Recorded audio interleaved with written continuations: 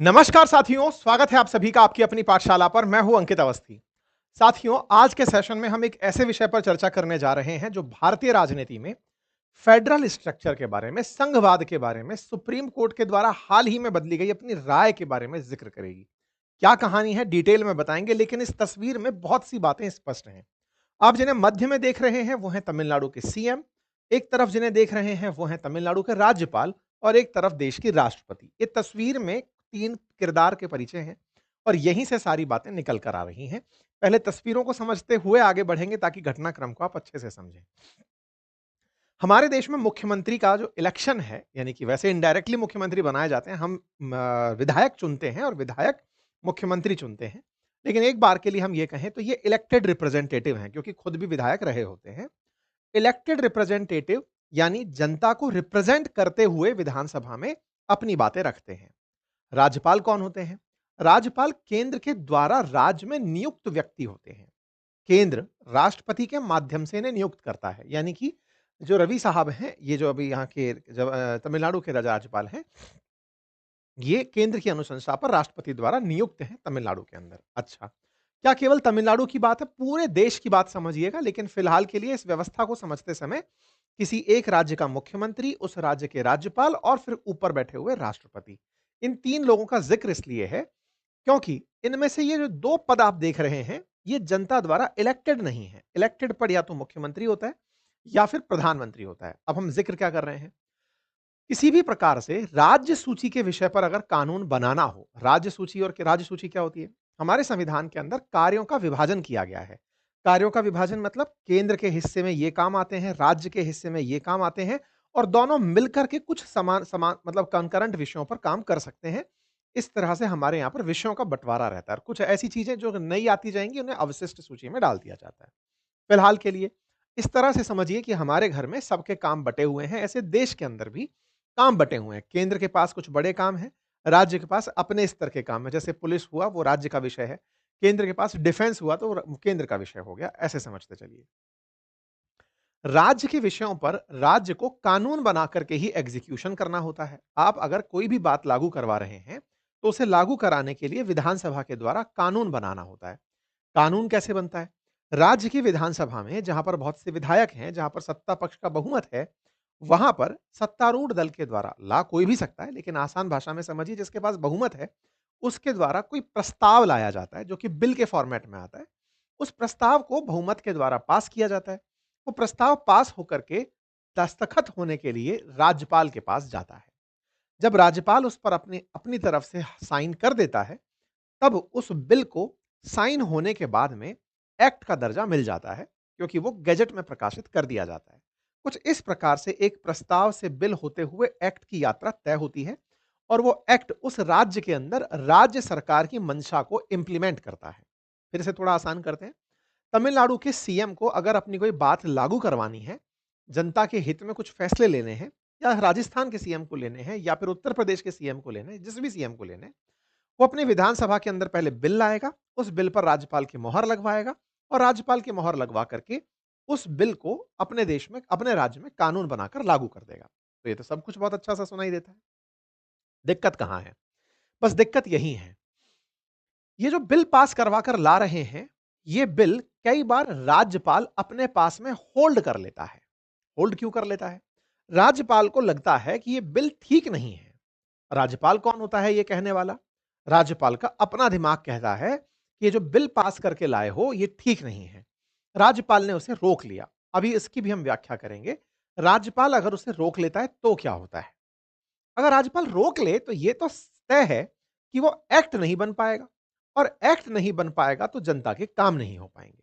तो हमारे देश में एक तगड़ा कलेश रहता है और वो ये है कि राज्य के विषयों में भी राज्यपाल टांग अड़ाते हैं। अब आप पूछेंगे सर राज्यपाल को क्या दिक्कत आ सकती है? राज्यपाल को दिक्कत आती है क्योंकि ये केंद्र के द्वारा नियुक्त व्यक्ति है, तो ये केंद्र का फेवर लेने की सोचता है। केंद्र राज्य में इन्हें अपना प्रतिनिधि बनाकर भेजता है। इनकी क्वालिफिकेशन ही ये है कि इन्हें केंद्र का विश्वस्त होना चाहिए। ऐसा क्यों होता है? ऐसा इसलिए ताकि राज्य कल को कोई ऐसा कानून पारित ना कर दे जो कि देश को तोड़ने वाला हो। इसलिए राज्य के अंदर केंद्र द्वारा नियुक्ति पर भेजा गया एक व्यक्ति होता है, जो निगरानी रखता है कि सब सही तो है ना? अच्छा, यानी कि इनकी जो वफ़ादारी है, वो केंद्र सरकार की तरफ होती है। अब हम इस रिश्ते को और समझते हैं। आप जो यहाँ पर देख रहे हैं, ये महागठबंधन से आते हैं। स्टालिन स्टालिन तमिलनाडु के अंदर अपोज़िशन पार्टी से आते हैं, केंद्र के अंदर जो अपोज़िशन है, उससे आते हैं। केंद्र में एनडीए की सरकार है। सत्ता पक्ष और विपक्ष में अगर सही सामंजस्य नहीं है, तो ऐसे राज्य जहां पर विपक्ष की सरकारें हैं, वहां से बिल को पास होने में कई बार जो नियुक्ति पर आए हुए अपॉइंटेड राज्यपाल हैं, वो कई बार दिक्कतें खड़ी कर देते हैं। ये कौन कहता है? ये तमाम वो राज्य कहते हैं जिनके यहां पर अपोजिशन पार्टी की सरकार है। उन्हें ऐसा लगता है कि केंद्र के वफादार राज्यपाल उनके बिलों को पास नहीं होने देते। यही कारण है कि इस साल अप्रैल में तमिलनाडु इस शिकायत को लेकर सुप्रीम कोर्ट चला गया था और सुप्रीम कोर्ट जाकर शिकायत की कि सर, इन्होंने हमारे बिल कई साल से अटका कर रखे हुए हैं। जनता हमसे उम्मीद रखती है कि हम जनता के लिए काम करें, लेकिन ये राज्यपाल महोदय उन्हें अटका कर बैठे हुए हैं। जब ज्यादा कहो तो ये हमारे पास उन बिलों को लौटा कर भेज देते हैं। तो ऐसे में सुप्रीम कोर्ट सख्त हुआ और एक ऐतिहासिक फैसला दे दिया। ऐतिहासिक फैसले में यह कहा कि राज्यपाल महोदय, आपके पास भारत के संविधान में आर्टिकल 200 के तहत जो पावर है, वो कहती है कि आप या तो बिल पर साइन करेंगे, या आप साइन नहीं करेंगे तो उसे राष्ट्रपति के पास भेजेंगे, या आप उसे वापस रिटर्न करके विधानसभा भेजेंगे और कहेंगे कि इसमें यह गलत है, इसे सही करके भेजिए। आप उसे सही समय के अंदर ये सब काम करके देंगे और आपको एक समय सीमा में हम बांध रहे हैं। अप्रैल में एक ऐतिहासिक फैसला देते हुए डिविजनल बेंच ने सुप्रीम कोर्ट में कहा कि राज्यपाल के लिए इन सभी पर फैसला लेने की एक समय सीमा निर्धारित की जाएगी। और इतना ही नहीं, यदि ये बिल इन्होंने राष्ट्रपति को भेज दिया, तो राष्ट्रपति को भेजने पर राष्ट्रपति भी चूंकि केंद्र के द्वारा ही अपॉइंटेड है, क्योंकि उसका भले ही इलेक्शन हुआ हो, भले ही इनडायरेक्टली इलेक्टेड बना हो, लेकिन जिसका बहुमत है वही अपने आदमी को राष्ट्रपति बनवाने में कामयाब होता है। ऐसे में राष्ट्रपति कहीं इस बिल को लटका कर ना बैठ जाए, तो राष्ट्रपति को भी सुप्रीम कोर्ट ने अप्रैल में एक समय सीमा के अंदर बांध दिया। साथियों, जैसे ही सुप्रीम कोर्ट का यह फैसला आया, जिसमें राज्यपाल और राष्ट्रपति को समय सीमा के दायरे में बांधा गया, उसके बाद हमारे देश में एक जबरदस्त बहस छिड़ गई। और वो बहस इस बात की थी कि सुप्रीम कोर्ट इतना पावरफुल हो जाएगा कि वो राष्ट्रपति से कहेगा कि आपको इतने दिन में ये फाइल निपटानी है, अगर नहीं निपटाया तो हम आपके ऊपर जुडिशियल रिव्यू कर देंगे, हम आपकी न्यायिक समीक्षा कर देंगे, हम आपके फैसले को देखेंगे कि आपने ये फैसला कैसे रोक लिया। क्या राष्ट्रपति सुप्रीम कोर्ट के लिए आंसरेबल हो गया है? हमारे देश में एक बहस छिड़ गई। यही कारण है कि 2 जजेस के द्वारा दिए इस अप्रैल 2025 में फैसले के खिलाफ राष्ट्रपति ने 14 सवाल लिख करके सुप्रीम कोर्ट से ही पूछ लिया कि जरा बता दीजिए कि हमारे दायित्व क्या हैं, जो सुप्रीम कोर्ट में नहीं, जो संविधान में नहीं लिखा है, फिर भी आप जिन्हें इंटरप्रिटेट करते हैं, आप जरा बता दीजिए कि क्या कहते हैं। बस उसी पर सुप्रीम कोर्ट ने अपना आज फैसला सुनाया है। और उसी फैसले में सुप्रीम कोर्ट ने अपने उस पुराने फैसले को बदलते हुए आज फिर से एक नया मुकाम क्रिएट किया है संघवाद के लिए, जो अच्छा भी होगा, राज्यों के लिए हल्का सा उसमें नुकसान होगा, राष्ट्रपति पद की इज्जत उसमें बची रहेगी। ये तो पूरा सार है। अब मैं इस पूरी कहानी को सिलसिलेवार तरीके से आपके सामने रखता चल रहा हूं। इसी चैनल पर हमने आज से 7 महीने पहले अप्रैल में यह सेशन किया था, जिसमें सवाल था कि क्या राष्ट्रपति को आदेश दे सकता है सुप्रीम कोर्ट। इसी को ही हमने फिर राष्ट्रपति ने जब सवाल पूछे 14, उस समय उन्होंने क्या सवाल पूछे ये भी मैंने आपके सामने डिटेल में बताया था। और आज के दिन हम ये सेशन इसलिए कर रहे हैं क्योंकि सुप्रीम कोर्ट ने अपने पुराने फैसले को पलट दिया है, इसीलिए आज के दिन ये सेशन किया जा रहा है। आज के फैसले में सुप्रीम कोर्ट ने कहा है कि गवर्नर के पास 3 ऑप्शंस हैं, या तो वो बिल को मंजूरी दे, या बिल को दोबारा भेज दे, या वो राष्ट्रपति के पास भेजे। एक जो इनके पास से ऑप्शन था वो अभी भी छीन लिया गया है, और वो है बिल को होल्ड करने वाला, यानी कि जो अपने पास दबाकर बैठ जाते थे बाबू किटाई तरह से, उसे हटा दिया गया कि आप बिल को रखेंगे नहीं, राष्ट्रपति के पास भेज दो, वापस लौटा दो, जो करना है कर लो, ये नहीं कि मैंने होल्ड करके पॉकेट वीटो में डाल दिया। ये 5 जजेस की बेंच थी, जिसमें सीजेआई बी आर गवई थे, जस्टिस सूर्यकांत थे, जस्टिस पी एस नरसिम्हा थे, जस्टिस विक्रमनाथ थे, जस्टिस ए एस चंदुलकर थे। इन 5 जजेस की बेंच ने जो फैसला दिया, वो असल मायने में इनके कारण हुए विवाद पर ही तय हुआ था। मेरे प्यारे साथियों, सेंटर और स्टेट में तमाम प्रकार के कलेश हों या गवर्नर्स को लेकर पावर हो, ये भारतीय संविधान के अंदर पढ़ाई जाने वाली बहुत ही इंटरेस्टिंग बहस होती हैं। अगर आप भी चाहते हैं भारतीय राज व्यवस्था पढ़ना, तो मैंने डिटेल में एक कोर्स बनाया हुआ है, जीएस फाउंडेशन का है, कंप्लीट हिंदी में है, कंटेंट बाइलिंगुअल हिंदी इंग्लिश में है, जिसमें मैंने हिस्ट्री, पॉलिटी, इकोनॉमी, ज्योग्राफी पढ़ाई हुई है। देश को समझने के लिए तो ये महत्वपूर्ण है ही, लेकिन यूपीएससी और स्टेट पीसीएस के फाउंडेशन में भी ये कोर्स बहुत काम का है। आप इसे पढ़ सकते हैं। हमारे एप्लीकेशन अपनी पाठशाला पर ये उपलब्ध है और इसमें जो पढ़ाया गया है, वो अप टू डेट हमारी किताबों में उपलब्ध है, लाइन टू लाइन उपलब्ध है, आप उसे अपने घर पर भी मँगा सकते हैं। मेरे प्यारे साथियों, इस कहानी को शुरुआत से एक बार डिस्कस करते हैं। कहानी शुरू होती है तमिलनाडु सरकार की तरफ से पारित 12 बिलों में से, जिनके 10 बिलों को 13 नवंबर को 2023 को विधानसभा में बिना कोई कारण बताए लौटा दिया गया राज्यपाल के द्वारा। इस बात से खफा हुई तमिलनाडु सरकार सुप्रीम कोर्ट पहुंच जाती है और कहती है कि सर, ये क्या मतलब है, इतने दिनों से हमारे बिल पेंडिंग पड़े हुए थे और इन्होंने बिना पास किए ही इन्हें वापस भेज दिया। जब ये बात सुप्रीम कोर्ट पहुंचती है, तो सुप्रीम कोर्ट के अंदर 2 जजेस की बेंच बनती है। ये घटना है अप्रैल 8 की। 2 जजेस की बेंच ने ये फैसला किया कि अगर राज्यपाल इतने समय तक भी फैसला नहीं कर पा रहे हैं, तो दोबारा आपके पास अगर भेज दिया गया है और आपने फिर से गवर्नर के पास भेजा है और गवर्नर परमिशन नहीं दे रहे हैं, तो एक काम करिए, उस बिल को पास ही मान लो। मतलब जो बिल विधानसभा द्वारा पारित बिल है, वो राज्यपाल अगर परमिशन नहीं दे पा रहे हैं, तो उसको पास मान लो। ये कहते हुए सुप्रीम कोर्ट ने एक ऐतिहासिक फैसला दे दिया और तमिलनाडु के 10 बिल बिना राज्यपाल की अनुमति के ही कानून में बदल गए।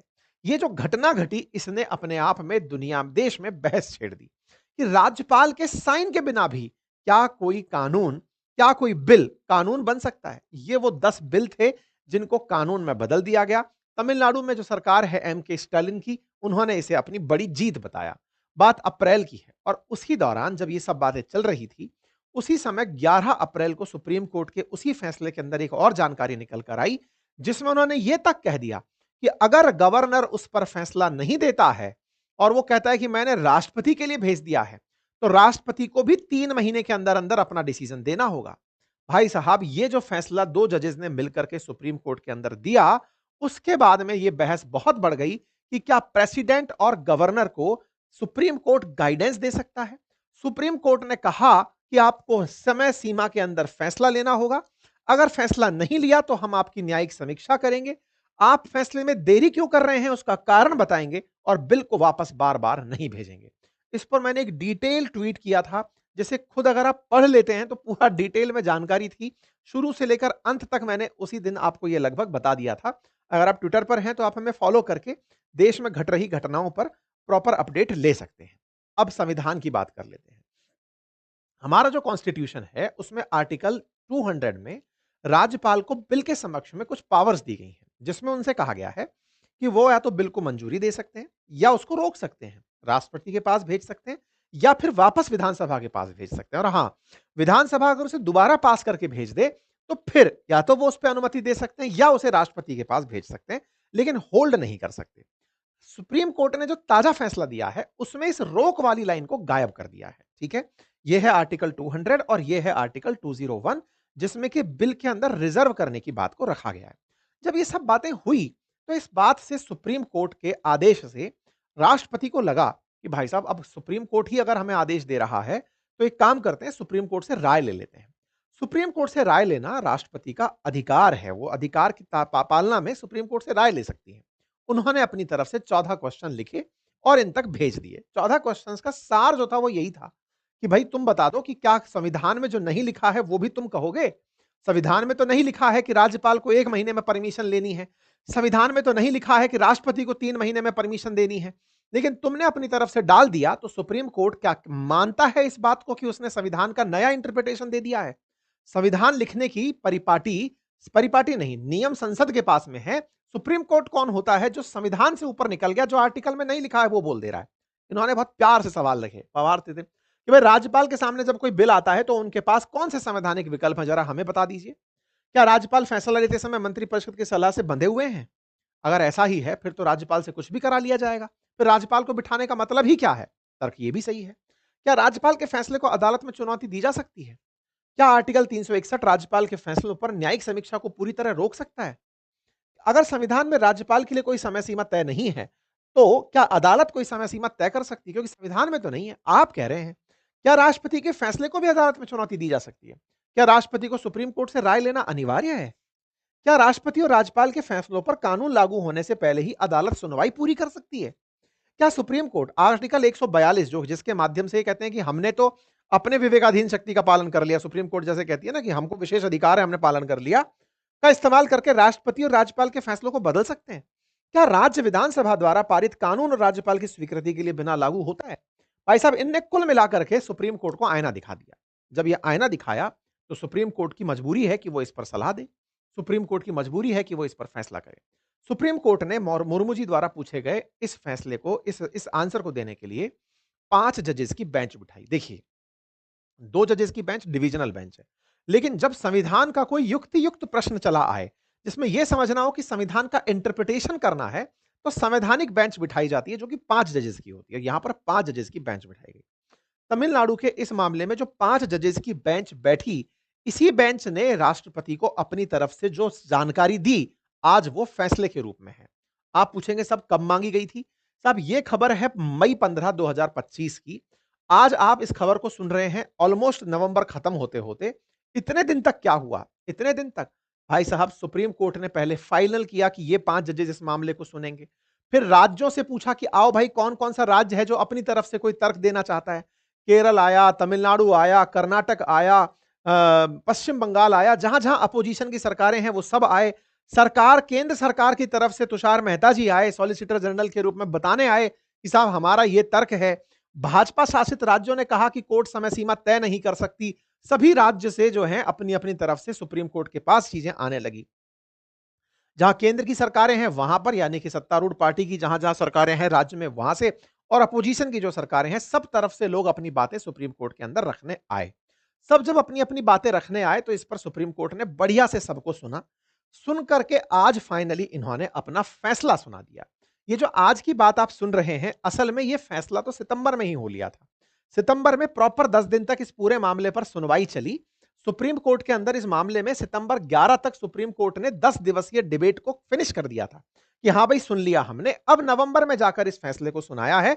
19 नवंबर के दिन यह फैसला आया है। मतलब यह समझिएगा कि यहां पर सरकार के द्वारा, केंद्र सरकार के द्वारा, राज्य सरकारों के द्वारा, 5 जजेस के द्वारा इस पूरे मामले पर गंभीर 10 दिन तक बैठकर चर्चा हुई और उसके बाद इन 5 जजेस ने फैसला सुनाया और इन्होंने अपने फैसले में कहा कि गवर्नर के पास 3 ऑप्शन है। वो जो चौथा ऑप्शन है ना कि वो होल्ड कर सकता है, उसे हटा दिया। 3 ऑप्शन है, या तो वो मंजूरी दे, या बिल को दोबारा विचार करने के लिए भेजे, या उसे प्रेसिडेंट के पास भेजे। इन्हें आराम क्या दिया गया? राज्यपाल को आराम यह दिया गया कि तुम्हें 1 महीने का जो समय दिया गया है ना, उससे मुक्त कर रहे हैं कि तुम मंजूरी देना चाहते हो, मंजूरी में समय सीमा हटा दे रहे हैं, तुम्हारे ऊपर से न्यायिक समीक्षा हटा दे रहे हैं, तुम्हारे इंटेंशन पर सवाल नहीं करेंगे। लेकिन हां, तुम्हारे पास होल्ड पॉकेट वीटो जैसी कोई चीज नहीं है। सेम इसी तरह से राष्ट्रपति को कहा गया कि आप आराम से समय लीजिए, कोई दिक्कत नहीं है साहब, आपको हम 3 महीने की समय सीमा में नहीं बांध रहे, लेकिन ऐसा भी नहीं है कि आप उस पर कोई एक्शन ही ना लें और हम अपने संवैधानिक दायित्वों का पालन ना करें। हम समय सीमा हटा रहे हैं, हम समय सीमा के कारण जुडिशियल रिव्यू का जो दबाव होता है उसे हटा रहे हैं। लेकिन ध्यान रहे, हम ये नहीं कह रहे आपसे कि आपके संवैधानिक अधिकारों की पालना में हम अपने अधिकार भूल जाएंगे। आप अगर जबरदस्ती डिले कर लेगा, कोई तो बोलेगा ना, तब हम बोल लेंगे। तो एक तरह से समय सीमा में बांधने से रोक दिया। बिलों को मंजूरी देने के मामले में कोर्ट मेरिट में नहीं जा सकती, लेकिन लंबे समय तक बिना किसी वजह या अनिश्चित देरी होने पर कोर्ट सीमित निर्देश तो जारी करेगा। ऐसा इन्होंने साफ कहा। कहा कि हम समय सीमा तो तय नहीं करेंगे, राज्य विधानसभाओं द्वारा पारित विधेयकों को स्वीकृति देने के लिए राज्यपाल और राष्ट्रपति के लिए कोई समय सीमा निर्धारित नहीं की जा सकती। न्यायपालिका ऐसे मामलों में स्वीकृति दे भी नहीं सकती। हम आसान भाषा में कहें तो राज्यपाल और राष्ट्रपति के पास कोई बिल मंजूर करने के लिए अगर गया है, तो वह समय पर जवाब नहीं देते तो कानून मान लेता है कि मंजूरी दे दी गई है, यानी बिना बोले भी हाँ मान लिया जाता है। गवर्नर के पास 3 ही विकल्प उपलब्ध हैं और गवर्नर 200 और 201 के तहत राज्यपाल की शक्तियों पर अपने आधार पर कार्य कर सकता है। यहां पर कुल मिलाकर के सुप्रीम कोर्ट ने एक जो राहत दे दी राज्यपाल को और राष्ट्रपति को कि वो अब समय सीमा में बंधे हुए नहीं हैं, लेकिन गवर्नर से कहीं ना कहीं बिल को रोकने वाली जो कला है वो छीन ली गई। इस पर तमिलनाडु ने खुशी भी जताई और थोड़ा नाराजगी भी। खुशी इस बात की कि चलो कम से कम गवर्नर फाइल रोक कर तो नहीं बैठेंगे। नाराजगी इस बात की कि वो जो टाइम बाउंड फ्रेम था वो हट गया है। तो इन्होंने कहा कि साहब टाइम बाउंड के लिए तो अभी भी हम मेहनत करते रहेंगे। तो थोड़ी खुशी थोड़ी गम तमिलनाडु के खेमे में थी।